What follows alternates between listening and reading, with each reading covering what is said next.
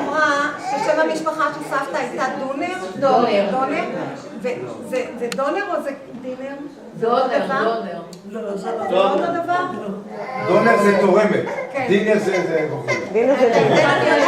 דינר אנחנו יודעים. דונר זה הבנייה הזאת. זה דונר. זה קשור לדינר. זה קשור לזה.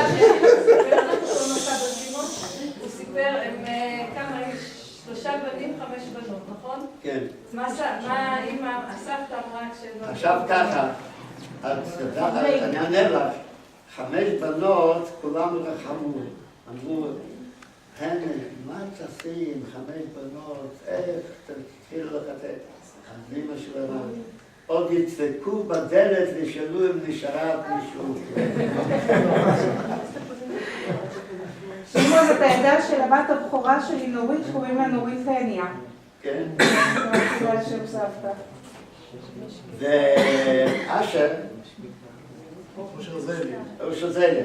יש לי מין, אני לא דאגתי שזה לא יהיה כתוב בשום מקום. אבל תשמע, אשר, יש לי מין שהוא קורא, שאני נקרא, אפשר לזכות איך קוראים לך? אשר זליה. מהיום אנחנו נקרא לך. לא, האמת שיש כאלה, יש כאלה שקוראים לבעלי אצלנו בבית כנסת, שקוראים לבעצמם אושר זליה. לא, עכשיו, תשמע, אני רוצה לספר לכם עוד דבר. איפה שאני מתפלל,